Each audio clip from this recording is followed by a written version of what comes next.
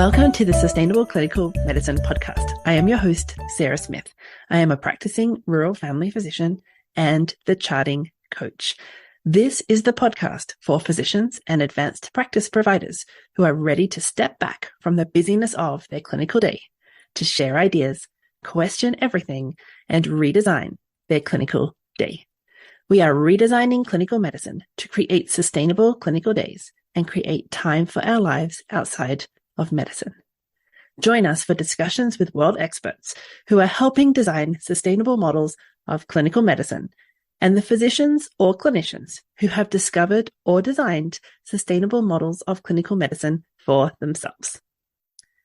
Hey everybody, I hope you are having a wonderful week and enjoying either the fall or maybe the early winter, depending on how it's going for you where you are right now. I know we have some international guests as well who are in other parts of the world. But here in the North Americas, we're having change of season at the moment. So today we have a Dr. Krystal Sodaitis with us, and I am excited for you to meet her and hear all about the neurodivergent brain and all the things around that. So welcome, Krystal. Introduce yourself to us. Why, thank you. So it is so good to be here. I am Krystal Sodaitis. I am a pediatrician by training.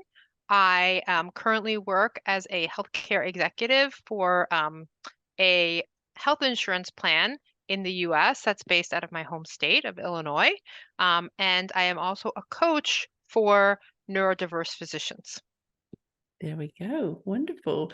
So tell us about your journey through medicine. What attracted you to medicine and how did your journey go? Yeah, so I was one of those kids that basically, from as far as I can remember, I wanted to be a doctor.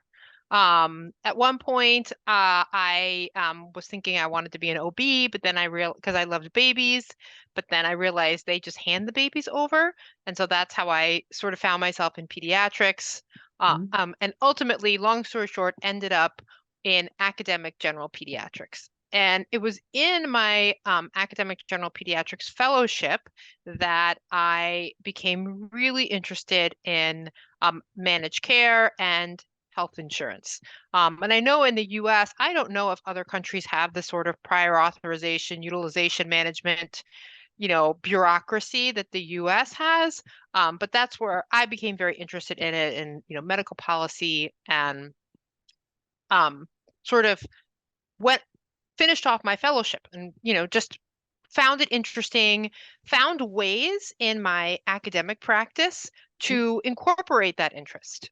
Probably the only person who incorporated a talk on health insurance into a newborn nursery rotation, but there we were.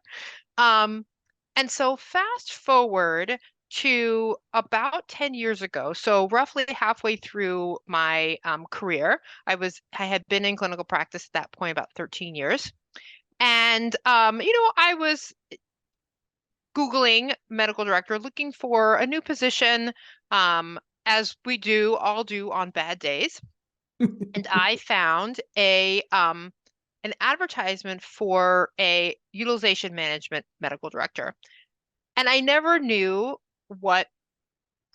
this sort of job even existed. But as soon as I saw it, I knew that this was the job for me. So I ended up applying. I applied for that job, did not get it. I had a beautiful recruiter, though, that really talked me through what they were looking for that position. Reached out to some other people in my network that had also made transitions to this type of career. And over the next 15 months, basically proceeded to add to my experience, to my resume, all the things that I would need in order to be marketable for this position. And so the next position that came up, and I applied for, and I got it. And all was good. I continued to work, not in the same job, but I continued to work, as I said, for a health plan. I really love my job. It's very, very interesting for me.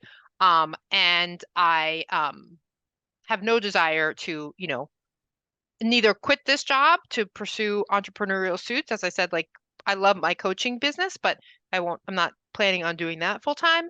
And I don't have any desire to go back to clinical medicine. Not because I don't love taking care of patients. In fact, the coaching kind of is almost a substitute for that patient care, that caring for another human being, that I sort of lost in when I gave up clinical medicine. Yeah. So, go ahead. No, you're good. Yeah. Okay. So I found myself, a few years into my health plan career, pretty happy, but also wanting more, knowing that there was more out there. And I set on this sort of time of discernment where I was really just doing a lot of listening, a lot of podcasts, a lot of reading, and just thinking about, what else is out there for me. I sort of followed the bouncing ball. I started listening to one podcast, and then there was a coach that um was featured on there, and then I started listening to her podcast, and then on her podcast, she had a leadership coach by the name of Chris Plackey, and I knew that she was speaking my language. And she at that time had a course, and her podcast was basically the manager's formula. And I immediately recognized how coaching tools could be utilized as leadership tools in order for me to get promoted. And I started listening to Chris, and then I found the Life Coach School podcast. And it wasn't long after I found the Life Coach School podcast that it was announced that they were going to have their first, online, completely virtual certification. And in that podcast, Brooke also talked about other companies hiring coaches and not having to go the entrepreneurial route. And it sort of hit me. It was like a light bulb. I was like, I can become certified as a coach. I can use the tools in my leadership, and I can coach other leaders. So I enrolled in coach certification, and despite the fact that I never really thought about one-on-one coaching, as I went through certification, I thought I actually started to really fall in love with the idea of one-on-one coaching, and I saw a need in the gifted adolescent and young adult population, for support. So, and why did I pick the gifted population? I picked the gifted population because, I have a gifted child. I think that as a physician, you have to be gifted in order to make it through the rigors of medical school. And so by default, in my opinion, if you are a physician, you are intellectually gifted in some way. So, but what I found with my own gifted child is if you do a search for, resources, help, there's like a gazillion hits for how to support your gifted child. But what I also found as I was getting more and more involved in that community is that there's a lot of depression, anxiety, failure, substance abuse, especially once those gifted children, what they in quotation say formally, become adolescents and young adults, once they hit that first wall and their identity is being questioned, there's a lot of suffering. So I thought that I thought with that need in the community, in a community that I really loved. I mean, I absolutely love as I say, like I love talking to smart, quirky people, and I love talking to smart, quirky kids even more. So, so I saw the need, and I started coaching specifically adolescents and young adults. And as I continued, knowing that, residents and early faculty sort of fall into that young adult population.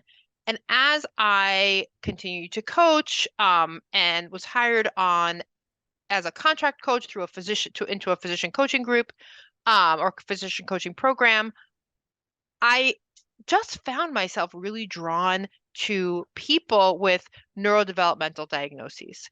I have a lot of people in my family that have a neurodevelopmental diagnosis.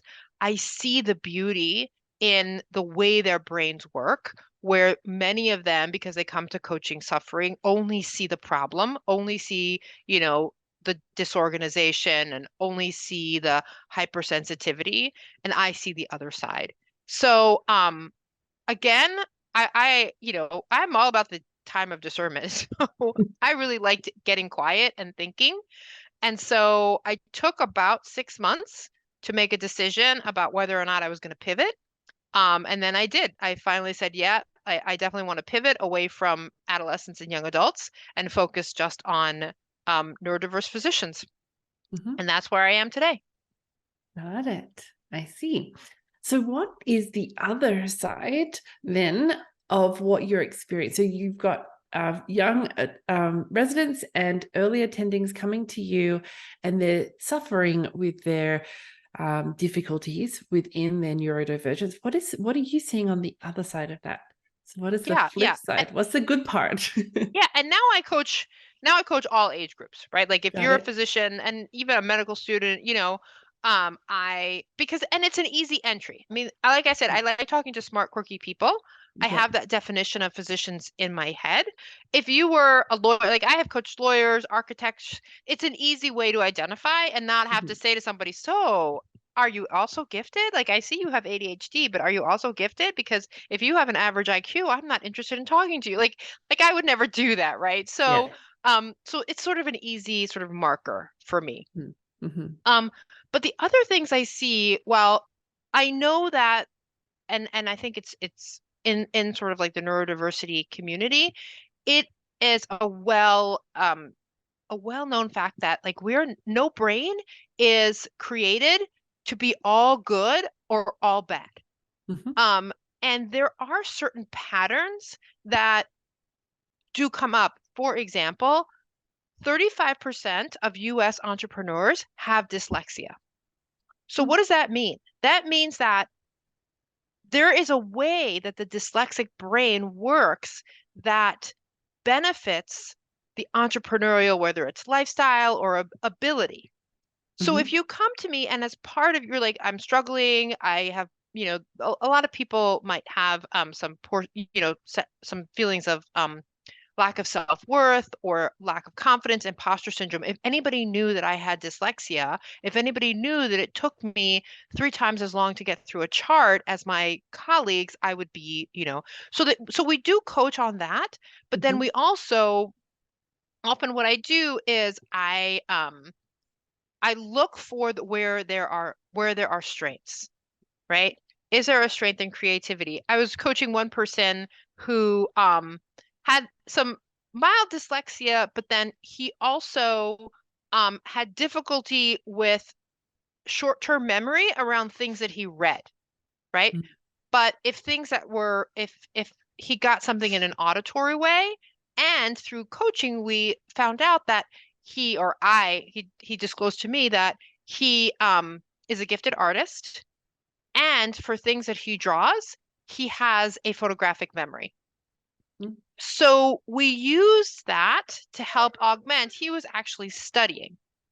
And so we use that to help augment his studying so that he could, pass his boards, pass his tests. So it's identifying that individual strength, Yeah, even though they're identifying that weakness or something that's not going well for them within the day. right. They're coming to you and you're seeing the flip side is, well, how can we harness the things that you know about yourself as well? Yes, I love that. I love that. And also, so part of the way my brain works is executive functioning is my superpower. I just think in executive functioning. And so, because that tends to be a weakness for many people with neurodiversity, I can sort of like see all of the ways that, and I can present them with multiple different ways of restructuring something. How about this? How about this? How about this? And so that's really helpful too. And I love doing it. So it works out. So explain that some more with what do you mean by executive functioning is your strength? So what Yeah. parts of executive functioning are you seeing as something that's always on for you or as a strength for you? Yeah. So a big one is like task organization, Mm-hmm. how to work through things. Mm-hmm. Um, and things like I have to think of another good example. Um, if someone needs a process for if someone needs a process for how to schedule their day Mm-hmm. so that let's say we'll use a charting example. Okay. Mm-hmm. Um, so they need a process for being able to get through their charts, right? Finish their charts. And they very much want to be able to finish their charts before going home. Mm-hmm. Yeah. But they're easily distracted. And so they need to find a way that perhaps because of their neurodiversity, they can't multitask and listen to a patient and Mm-hmm. complete the note enough in the room. But they they don't have any issue with being late into the room, or not late, but being a delay into the room. And so we might work on, hey, how about, is there a place you can go before you get into the room to review the chart, start your note, put anything in that you feel like needs to be put in, and then you can engage with the patient. And after and maybe there's only like 3 minutes of work that actually needs to be done after the encounter, right? Mm-hmm. So that they can stay focused on the patient in the room. And then sometimes it means, like I said, like there's more time between patients. You can't and for some people, it means leaving that space. They can't do it in the patient room. They Mm-hmm. can't do it with the patient in the room while they're waiting for a prescription to print out or their vaccines to get put in, right? Because they get distracted. Mm-hmm. And then we work on the mindset. What is that like for you? What's an obstacle for you to be able to operationalize this? So it's sort of things like that. And after, Mm-hmm. talking to somebody and knowing you know, what their strengths are, what their comfort levels are, then somehow like these things, pop into my head, and I can get it done. It's actually really cool. I love it. Mm-hmm. Yeah, that kind of problem solving, redesign, pivot, shift for people. That thinking outside the box of how everyone else is doing it, that's Yeah. helping them find the way it's going to work for them. Yeah. Get it. Got it. Perfect. What was it about the utilization management and health planning that you really were attracted to? Tell me about that, because I hear a lot of whining about prior authorizations. Yeah. Yeah. What I love, because I love structure Mm-hmm. so much, and I love um I love I can't think of the term right now. Not peer-reviewed literature. I love evidence-based medicine. Mm-hmm. And so a policy is really just a very structured outline of evidence-based medicine. Mm-hmm. And I got an MPH when I got my MPH as I chose my fellowship because I also was able to get an MPH. The MPH gave me a really nice global view on health. And so I see utilization management as a way of, and health plans in general, as a way of really caring for the health of our population as a whole. Like I get it as a physician, and I'm standing in front of a patient, and I'm like, no, this is exactly what this patient needs.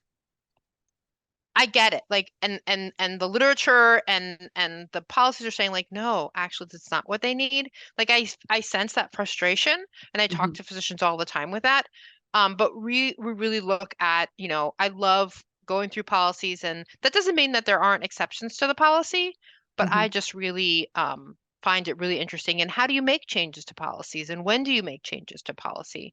Um, yeah, like parts of it, like any job, parts of it are a grind. When you're just going through cases, and there's not not every day is, peaches and ice cream. But when you get to really affect change, and when you talk to a physician who has a patient who, has a unique circumstance and really requires an exception to the policy, it's really gratifying. Got it. Okay. Anything about your journey through medicine that you learned about you along the way? So anything about the clinical medicine that you struggled with or came up against, like the system that wasn't working for you?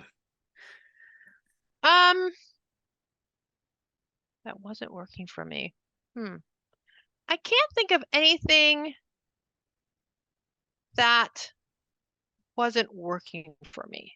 I Yeah. learned that I learned that I didn't love managing people who didn't report directly to me. Mm-hmm. So when you're in an academic institution, Mm-hmm. often the physicians work for the university Mm-hmm. and there's a hierarchy through that. And I was in a leadership position in my last job. Um, and the staff that work in the hospital and the clinic, they are employed by the hospital often, or the clinic or the hospital system. They don't report up through you. Mm-hmm. So changes tend to happen not even in parallel, but like in two different silos. And often there's not a lot of communication to say, like, hey, we're making this change to our policy around hiring, CMAs. How's that going to affect the doctors? That doesn't those so those sorts of things I found really, really frustrating. Mm-hmm. Um, but again, when I was in clinical practice, I specialized in breastfeeding and lactation. It was so gratifying. I mean, what's more gratifying than helping a mother feed her baby? Hmm. So, I did that a lot of the time. I worked in the nursery a lot. I mean, like the nursery is the only happy reason to be in the hospital. So I truly did really enjoy the vast majority of my job. I loved it. Mm-hmm. I loved working with residents. I loved being in an academic setting, because there was so much intellectual dialogue. I loved being employed. I didn't have to worry about and at that time, we're talking 10 years ago, it really wasn't RVU based. It was just salaried. Mm-hmm. So for all those things, I was like you, like I got the way my brain works, like charting in an EMR, no problem. You know? After a day, I mean, like I had it all down to a science and I didn't have a lot of drama about that and I didn't have a lot of, delayed charts. So I truly left because I found something else that I Mm-hmm. was really interested in. I didn't Yeah. leave because I was unhappy. Sure, I was looking for that initial job because I was having a bad day. We all have bad days. Yeah. Um, but it wasn't something that I was running away from. Yeah. I find that interesting because I have spoken to a number of physicians working in lactation with new mums and all the difficulties that come with trying to get to an appointment on time with a new baby, and then the difficulties of the baby crying or needing feeding or not needing feeding during that consultation. They're often given a little bit more time for that consultation, but I hear on the flip side, and my charting is never done. So tell us, Yeah. even though you weren't, within RVU system, I mean, lots of different systems around the world anyway. What did that look like for you? What were the actual nuts and bolts of a consultation and the completion of that consultation Yeah. for you? Yeah. I really believe that common things happen commonly, Mm. right? I'm a big template. I still use templates. Even in my job today, I use a Mm-hmm. lot of templates. And many EMRs, you can create your own templates, you can create your own drop downs. And so I used free texting as little as possible. I still feel like I don't need to communicate every single nuance, right? And in the I and we all have, whether it's helping a mom with breastfeeding or counseling somebody on their, new diagnosis of type 2 diabetes, we all do the same thing over and over again, right? Mm-hmm. So I could just write out my common phrases, right? Like this is what I did because this is what I do. 90% of the time. And for the 10% of the time that I had to do something else or that didn't work, I can add that in. Mm-hmm. Okay, so this is that done rather than perfection and inclusivity of note that takes all the Yes. intricacies of this particular encounter. You kind of drawn that balance between the two. Yes, exactly. Exactly. With that time thing. So how long do you think it would take you to finish a note after you've done that lactation consultation? Um, it's hard to say for a specific lactation consultation. I can tell Mm-hmm. you that when I was in clinic on a half day, I would probably see 10 to 12 patients. Mm-hmm. Um, and I was consistent. If it took me at the end of clinic when I was done, if it took me more than, I would say rarely an hour. At the Mm-hmm. end of clinic, like all my notes were done, less than an hour after the end of clinic, and I was out the door. Mm-hmm. Okay. So that's less than about 5-6 minutes per Yeah, person. yeah. But I was and I was highly template driven, and based on the encounter, many things were already filled in. Mm-hmm. I knew what was coming, right? If I had a 3-year-old well check, I had probably 70% of what, because on the 3-year-old well check, I go over the same thing. I talk about the same things. I had it all filled in. Yeah. So anything that you would suggest with regards to the physicians who are looking to get prior authorizations done, anything that could be helpful from that other side? So you're looking at it from your side where you're inside that organization, but from the physicians kind of coming in and up against that, is there anything there that would be helpful with regards to reducing that administration burden? Because I know that the prior authorizations really chew up some time sometimes. Yeah, yeah.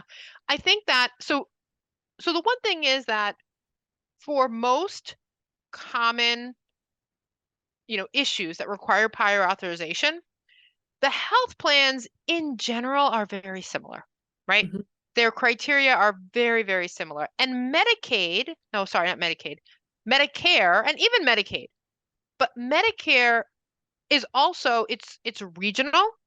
There are some, regional policies, and then there are some national policies. So I think that it is worth the investment in time to create a template so that let's say that you have in the US, you have a Medicare member who needs a knee injection, of viscosupplementation. Mhm. Have a template. Medicare, osteoarthritis of the knee, viscosupplementation. And it's all there. Maybe you have to have some pull downs where you can, put the criteria in, and it also helps you, in advance, these are the Medicare criteria. Let's say these are the United Healthcare criteria. I'm looking and you're looking at it, you're like, ooh, I don't have that one. This one probably isn't going to meet. I either need to do something so that it demonstrates that they do meet the criteria, Mhm. or I know like, oh, this is not gonna, viscosupplementation is not happening in this patient. I need to come up with a different treatment plan. Mhm. Got it. Okay. So those criteria easy to access? Is there places where these types of templates or guidelines already exist? Yeah. So Medicare is, CMS.gov. Mhm. And you could even probably, depending on where you live, you can, just do a search for, um, CMS, Medicare guidelines for, viscosupplementation or, trying to think of another varicose vein treatments or trying to think of other common ones. Laminectomy. I don't know if Mhm. Medicare has laminectomy, but that's one Yeah. that most health plans have, for a laminectomy or for a spinal fusion, right? What do you need to do? Or MRI, like Medicare for MRI is pretty loosey-goosey, but Mhm. if you have a commercial member and you're looking to get an MRI, they probably have some criteria. Most health plans have that published online. Big ones like United, Aetna, Cigna, for sure, it's publicly available. If you have more smaller regional plans, like that's where you have to really look at the nuance, right? like the health plan that I work for, it's relatively small. We have a small membership. For some hospitals, we might be, 70% of their patients, but for other hospitals, we might be 5. If we're 5%, is it worth your time to look for the nuance? I don't think so. Mm-hmm. I'm a big believer in the 80-20 rule, right? Do what works 80% of the time. Yeah, just to save you even more time, which I think is lovely. Yeah. So when you're working with the physicians that come into your world, what sort of things are you commonly seeing? Well, a lot of it has to do with, it really depends on the neurodiversity. It Mm-hmm. mostly is a lot of self-doubt. Mm-hmm. It's a lot of dissatisfaction. Usually they come to me with a particular issue. Um, like I can't get my house organized. It's a lot of like I'm a mess in Mm-hmm. quotations, right? I can't get anything organized. And so we work a lot on mindset. Some people come to me when they haven't when they've either failed their boards or they're trying to come up with, some study strategies for their boards. And so it's a lot of mindset and getting them out of this negative thinking, right? Mm-hmm. And then I sprinkle in, as I say, like I sprinkle in the executive functioning, because sort of they come to me for the executive functioning, but really the executive functioning is a very small part compared to the mindset work. Mm-hmm. Um, but yeah, like several people have come to me around like boards, passing tests, and then other people it's more just like I need to, they say like what I need to get myself together. Mm-hmm. It's just a general sense of disorganization and chaos. Yeah, we do see that a lot where you have that there may be, I'm a mess, and you might see with your special skill set the possible paths of action, but the implementation of the path, if you still feel like you're a mess, so there's no way I can carry out a plan, Right. No plan is going to help you. Right. Right. That's why we work a lot on mindset and changing stories and why it is so important to focus on the gifts, Mm, right? Because yeah. for most people with neurodiversity, there's no medication in the world. Yes, for ADHD, there are some medicines that might help with focus. Mm-hmm. A lot of people don't like those medications because they Mm-hmm. do things to your brain. Like you're used to your brain working in a particular way, and when that gets turned off, it doesn't feel good to many people. So, so I just lost my train of thought. Hold on. So it's not the medication that's going to get you back on plan. It's going to be the finding the strategy or the Yeah. strength or the belief that you can try something different to be Yes. able to stick with the plan. So that's that. I think that's where the coaching is helpful because you've got that person kind of cheering you on that new things are possible. I mean, as physicians and clinicians, we know you've gone from a school leaver to a working healthcare professional. We know you can do new things. We know you can do really hard things. Yeah. But that whole, how do I get from where I am now, where I feel like a complete disastrous mess and I can't keep myself together, into this version of me that is being successful or creating a sustainable way of doing things for me? How do we bridge that gap? And it can Right. be both the planning, like what would work for me, and then the implementation. How am I going to make this happen from where I am now as a mess to where I want to go? Yeah. Exactly. Exactly. And starting slow, right? Because people think like, oh, you're going to help me just organize my whole house. I'm like, no, but we might, I can help you come up with a strategy. Like eventually we might get to the whole house, but you know what we're going to start with? We're going to start with the pile of mail that's on your desk. Mm, And it could be, I worked with one person where legitimately we worked on 3 pieces of paper in the morning in the first 20 minutes while she was having her coffee. That's how it started.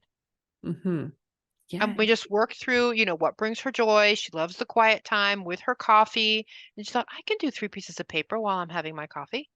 Mm-hmm. And we built it up from there. Yeah. I love that, those little steps, because you're right. We can look at this mountain of work in front of us, the incomplete tasks, and it's just so disempowering. You just feel defeated before you even start because you know you just do not have the time nor the mental capacity to do that whole mountain. Yeah. That's so important. I think that's Yeah. very, very helpful. That 3 pieces of paper and a cup of coffee. That's it. That's how it starts. And it's also about, I tell them like it's about building integrity with yourself because they think like, oh, I'm just going to start and I'm going to get it all done. And then when you don't, it's like evidence that it's more of that I'm a mess evidence. So Mm-hmm. just starting to build, small habits, and it is about small habits, but it's also about knowing that you can count on yourself to Mm. get done what you set out to do. Mm. Yeah. I love this. And you might find unique ways of doing it that are helpful with the strengths that you already have. Exactly. Yeah. Exactly. Because what works for me is it may not work for you, right? I Mm-hmm. may do great folding the laundry, listening to a podcast, but Yes. for someone else, like they listen to a podcast and then they start thinking about and they get distracted and they're like, oh, I need to write that down. Oh, Mm-hmm. you know, and it just doesn't work for them. Mm. Yeah. Krystal, where can people find you if they're interested in learning more about what you kind of do? Yeah, thanks. So, my website is neurodiversedocs.com. And mostly I hang out on LinkedIn. I do have Mm-hmm. a life coaching for gifted is a Facebook page. I can send you the links to all of it. And I have a little ebook that if anybody thinks that they might be neurodiverse, they can download it, and it's just 5, 6 tips of what to Mm-hmm. do first, if you think you're neurodiverse. Nice. Anything we didn't cover today that you thought you might like to share with the people listening? I think that this the take home message is that all of our brains are normal. The Mm-hmm. way we think is all on the spectrum of normal. No brain was designed to be all good or all bad at anything and everything. So find your strengths and use them to support your weaknesses. I love that. If somebody's in that zone of feeling like they're a complete mess, they're not succeeding in what they're trying to do during the day, where do you start? Do we start to focus on strengths, or where would you send people first? What do you tend to do? I would find one small thing that you are looking to tackle, Mm-hmm. whether it's getting your charts done or folding the laundry. That tends to be a big one. Mm-hmm. Getting paperwork done. So, what is the problem that I'm looking to tackle? Mm-hmm. And what is a potential strength of mine? Many people with ADHD have hyperfocus. So Mm-hmm. they have difficulty, which means like they can focus on one task for a very long time. Mm-hmm. They have difficulty with task initiation. Mm-hmm. So, how can I use my hyperfocus to know when I'm going to tackle the paperwork, finish this job? What's my best time if it's charting? Mm-hmm. For some people, and I know this goes sort of against the philosophy of finishing, but for some people, maybe with hyperfocus, you don't finish at the end of the day, but maybe your brain works better in the morning.